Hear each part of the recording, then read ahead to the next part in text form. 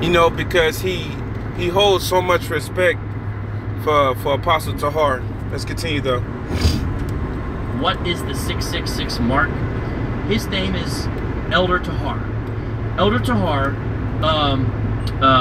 is thought by some of his followers, through faith, they say, to be the Apostle Paul reincarnated. He won't necessarily brag or boast about that, but some of his followers do claim he is the Apostle Paul reincarnated. Elder Tahar is the leader of the school of Hebrew Israelites called GMS. It stands for Great Millstone Israelites. They take their name out of Revelation 18. GMS, one thing I like about them is that often they'll actually have a conversation with you if you go out to their camp. Now, sometimes they can be very vile, as you've seen when we interacted with them in Chicago. It got kind of crazy. But that's better than IUIC. IUIC just straight ignores us. They won't even talk to us. They're trying. Hey, so did you see that right there? He's saying that when we'll deal with him, which we would. There's no problem. And when the scriptures say defend the gospel, and the scripture tell you in Peter's that be ready to give an answer to every man, you know. So that's why we over here at Great Millstone, we don't sit there and just try to talk up over you. Alright, and like later on in the video, Apostle Tahar writes that verse in John, the 3rd chapter, I believe, where it talks about the spirit is like the wind. And he said it was kind of wild in Chicago. You know, you may have thought it was all hyped and wild, but nah, it wasn't like that, man. It was edification coming out. Just because brothers, you know, they say it with passion don't mean that they're necessarily being violent, or they're being, you know, they're being they're being out of character. You know, when they was out there doing their thing, it was edification coming out from what I seen. If you was allowed to talk, they was talking. It wasn't no just yelling over each other. It wasn't none of that. It just was speaking with passion. You know, but that's what we do here at Great Millstone. We're not finna sit here and play with the scriptures. We're gonna defend the gospel. All right? Because when you have when you have when you understand the scriptures, and it's, you know, the Most High is dealing with you, it's nothing to defend the gospel. That's like what you do. That's what we do here at Great Millstone. We defend our history, man. You know, we defend our history. We ain't playing no games when it comes to the scriptures, man, because that's us. That's our inheritance. All right? Have a conversation at all with us, right? And so I have had some good conversation with some GMS members, although we've also had some pretty wild threats of violence, some of which I include in the book. While you're here, Mr. Tahar, well, you're saying you're not Paul, but many of your followers have affirmed that you are. See, when this guy was talking about wild threats of violence and everything like that, just because a brother tell him that he gonna be destroyed, he take that as a wild threat to violence. You know, if we tell you that the Most High gonna destroy you, Vocan Malone, it's of a truth. It's of a truth. All right. Now, when you jump to Revelation, the 22nd chapter, you start around verse 18, and tell you that whoever should add or take away from this book, the plagues of this book should be added and put on him.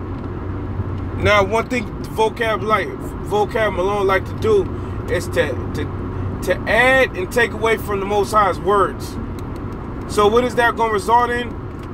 Of him being destroyed. That's what that's going to result in. This guy is going to be destroyed. All right?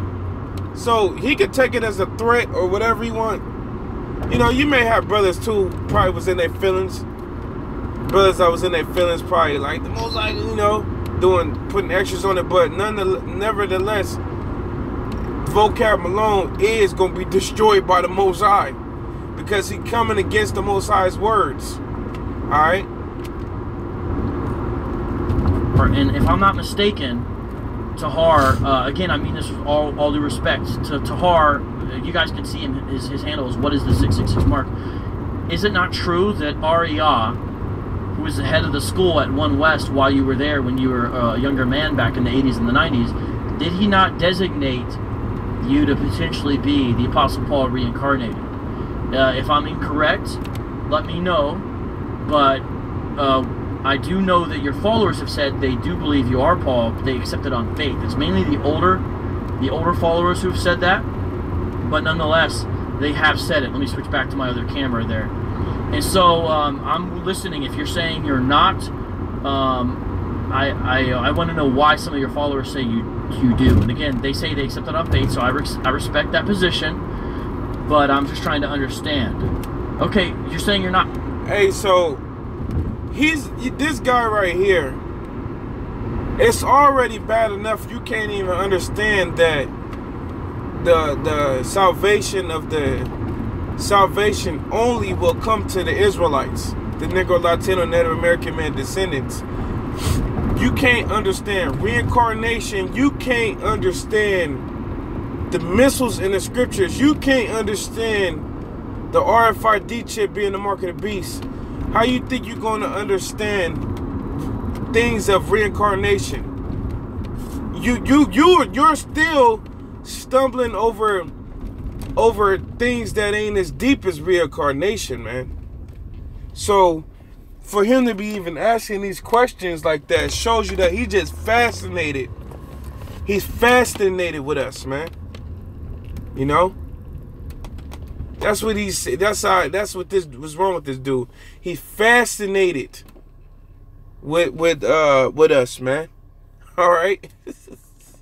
Asking these questions, these deep questions like that, he's actually, when you listening to him, this guy is a professional setup artist.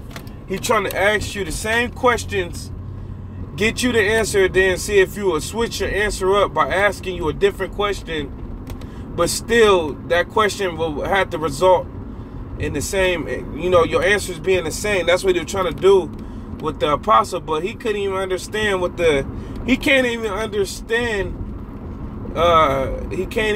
just can't understand.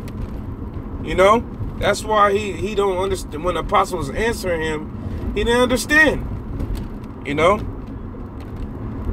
Oh, but can I ask you a direct question? Is it not true that Ariyah, who's the leader of the school, and he's the one who said King David was Mashah, did he not designate you as Paul? You're saying that's not true. Okay. Is this true then? Did Ariyah designate Mashah, who was alive at the time, whom you followed at the time, as King David? Yes or no to that? Did he designate Mashah as King David reincarnated? Please let me know the answer to that. And then also, if you could, he should see this guy you can hear when he's asking these questions about our elders, Elder Masha and Elder Ariyah and Abba Bivens, etc. like that. When he's asking these questions about these men, you can tell that he's not even. He think it's like a joke when he says that. He wants the people out there to be like, you hear this? You hear this? This guy believes that he's this, he's that. That's what it's like, as if he wanna. That's what he feel like he could run with. But see, reincarnation is spiritual, man. Reincarnation is a spiritual, and the Most High gotta be dealing with you to even have that, to have the a clear understanding on that, man. So he asking the apostle. Of course, the apostle ain't gonna sit there and be like, I'm Apostle Paul, man. What the fuck? They said that in the scriptures about I think John. And John told him, no, I'm not Elijah in the reincarnation. Because of course you're not gonna know. The Most High didn't give us that. He didn't give us that blessing to know who we are in the spirit. The Most High didn't give us that, man. He said not to be caught up in genealogies, But this guy right here trying to be a slick little demon. He trying to be a slick little demon. That's what this dude is That's what this dude is acting like, man. You know what it remind me of too? Now that I did stop my whip, and this what this guy reminds me of. When you jump to the book of what is it? Ezra, and actually in the Bible. If you jump to Ezra, real quick, hold up. That's what this guy freaking reminds me of right here. Ezra chapter 4 verse, let me see, is it 5? Yep. Ezra chapter 5 verse 3.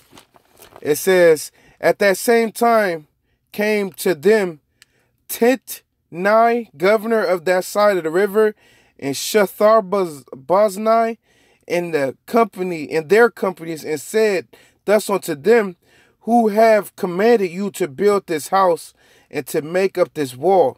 Then said we unto them after this manner, what are the names of the men that make this slacket? Then said we unto them after this manner, what are the names of the men that make this building? But the eyes slacket. Then said we unto them after this manner, what are the names of the men that make this building?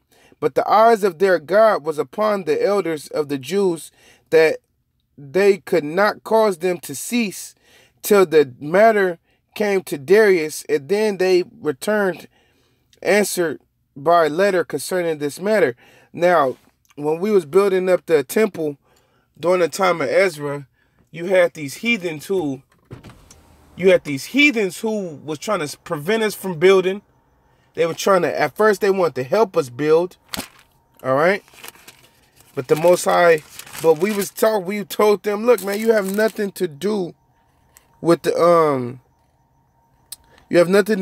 building of this temple. This is of us. This is only for the Israelite. This is an Israelite thing. This is a Negro Latino Native American thing. That's why now he find himself trying to prevent us from building, man. This dude, Vocan Malone, trying to sort confusion. But when you got the truth, confusion can't even jump in there. You know? So this guy is like them heathens that were trying to stop from building the temple. Yes, if he would do a debate, I would, or I'd be willing to do a very peaceful discussion. But so far, from what I've seen, Tahar does not.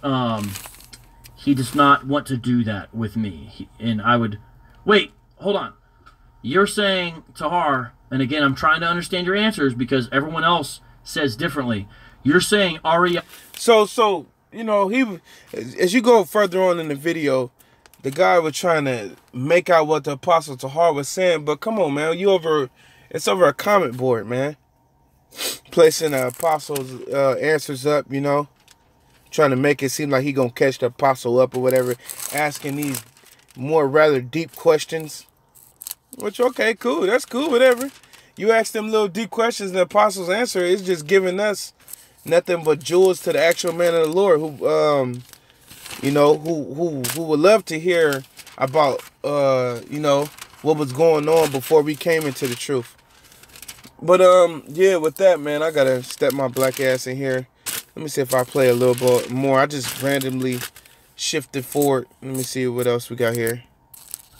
Maybe that was somebody else, but nonetheless, it does, your followers still say they take it in truth that you are Paul reincarnated. And so you can't fault us for pointing that out and asking that about you, okay? Hey, that's a spiritual thing to say, to even consider that in the spirit about the apostle, you know? Because when you're reading in the scriptures and you looking at the works of certain men and what they've did in the New Testament to the Old, and then you look at the works and certain works of what men are doing today, that's how you get a spiritual discernment on when it comes to reincarnation, you know? That's how you even get that. But you have to be, the Most High got to be dealing with you to even see such certain spiritual things like that. All right. And when it comes to stuff like that. And then the guy, he didn't understand. This guy just didn't simply understand. They go to the book of Job, the 32nd chapter, when it's dealing with one of Job's friends, Elihu. He didn't understand that Elihu was an Israelite. You know? Now, one thing everybody know one thing in the scriptures,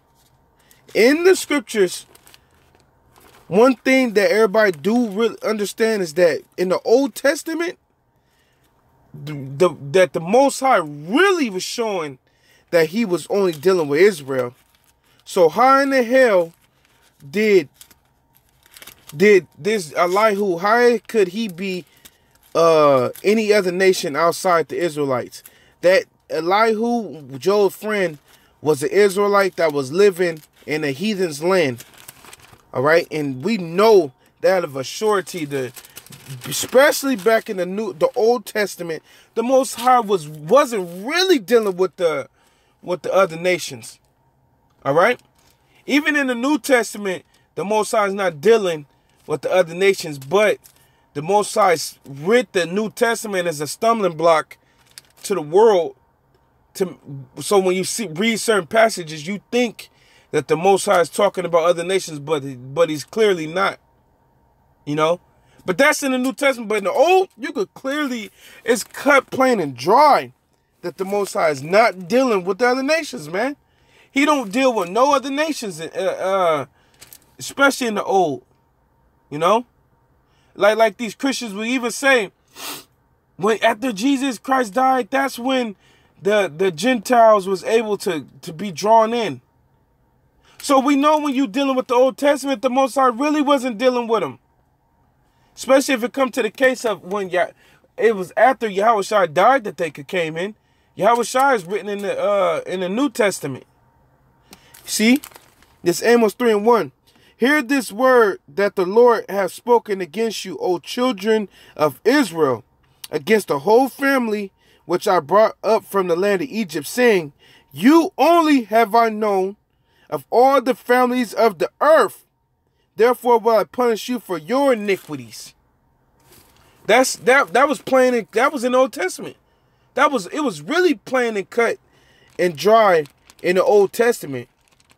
That's how you know that Elihu was an Israelite, man.